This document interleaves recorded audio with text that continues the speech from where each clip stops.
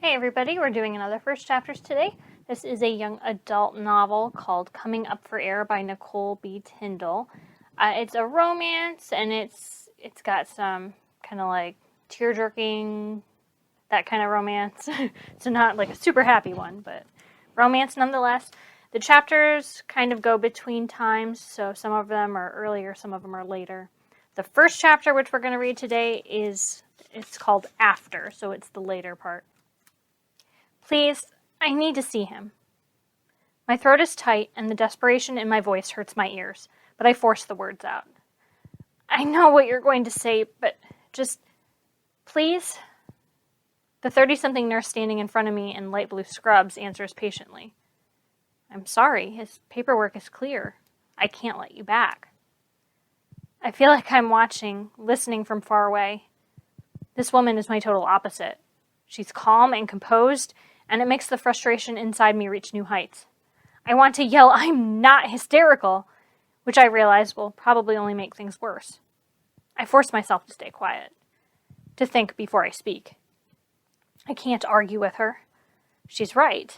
It's well after 3 a.m, but I couldn't sleep. I couldn't stand not being here. And I guess I thought maybe the hospital operated by different rules in the middle of the night. Nighttime can have that kind of magic. Brayden is the one who taught me that, but those are his tricks, not mine. I take a deep breath. Can you does it say my name specifically? Does it say Hadley Butler? I look around as I ask, hoping I won't find any familiar faces. Her expression, full of pity, cuts like a knife. It says no visitors. None? None at all? Just his parents. Panic surges through me. I search the room. Are they here? Of course they're here. Their teenage son is in the hospital. Where else would they be? They're resting in the med inn. Relief courses through me. I might get away with visiting without anybody knowing. I look back up at the nurse.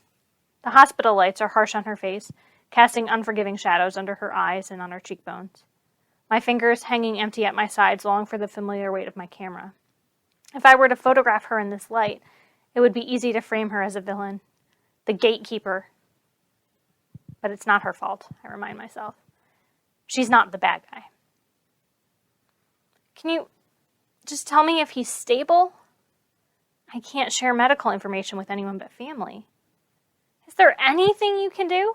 I plead, my questions piling atop one another like bricks of an abandoned haunted house. I can't help it. Because if the tables were turned, I'm positive that he would find a way to visit me. Roles have never meant much to Brayden Roberts. But I did. Despite everything, I know that.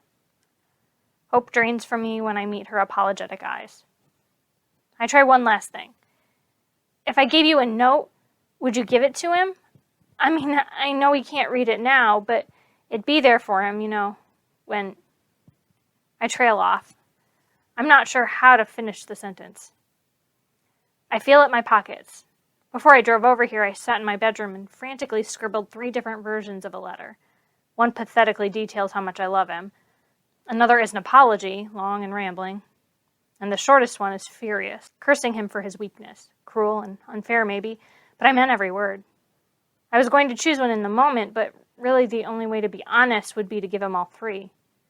I fish for them with my fingers. The nurse sighs. I think you should probably just head home. It's late, and doesn't school start tomorrow? How am I supposed to start senior year without him? She doesn't wait for an answer, continuing. If you're looking for more information on Mr. Roberts, his name is Brayden. And if he were awake, he'd charm you into having all the visitors in the world. She takes a long look at me before she says, if you want more information on Brayden, I suggest you reach out to his parents. I'll make sure they know you are here. I take a step backward. No, it's okay. Brayden's mom made it perfectly clear that she did not want me here. She might even think I'm the reason her son is in the hospital at all. And maybe I am.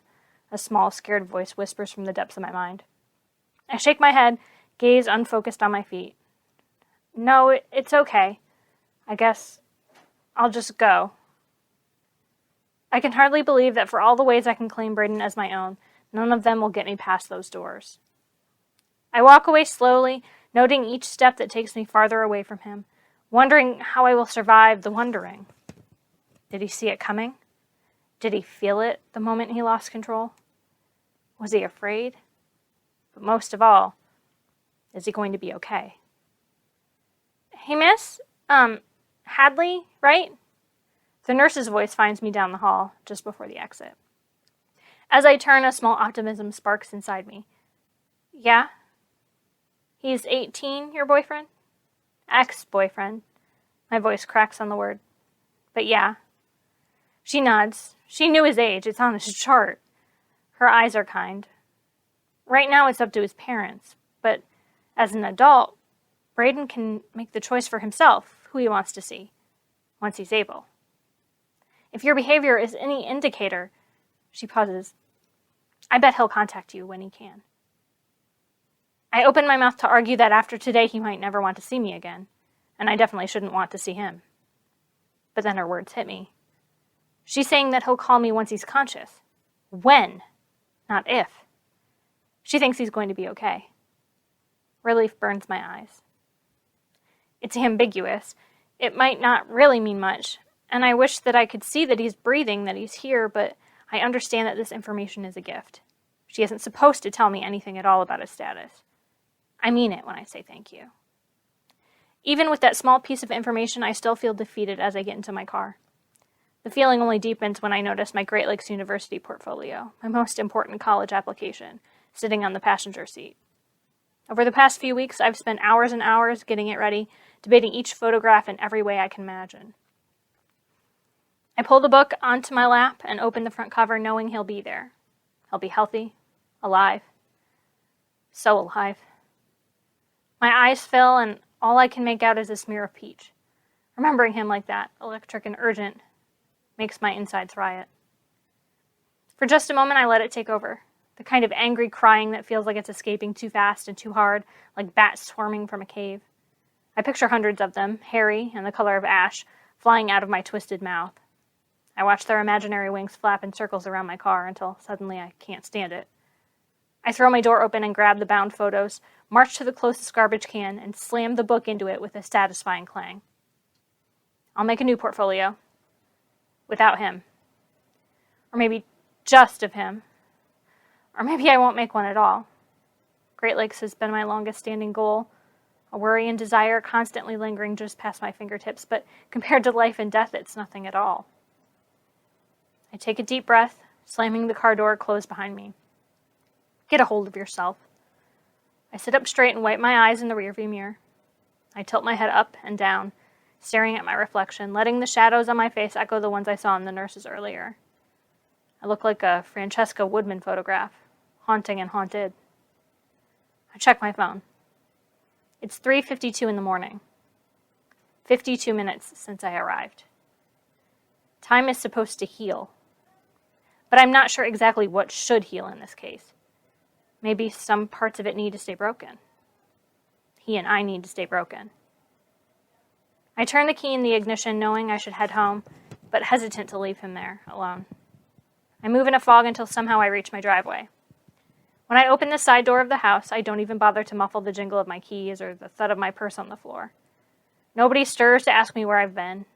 You think I'd be used to the quiet by now, but the reality is lonely and hollow. Feeling like a ghost of myself, I move to my room, shut the door, and crawl into bed. One night has passed, and so far, time isn't holding up its end of the bargain. And that was the first chapter of Coming Up for Air by Nicole B. Tyndall.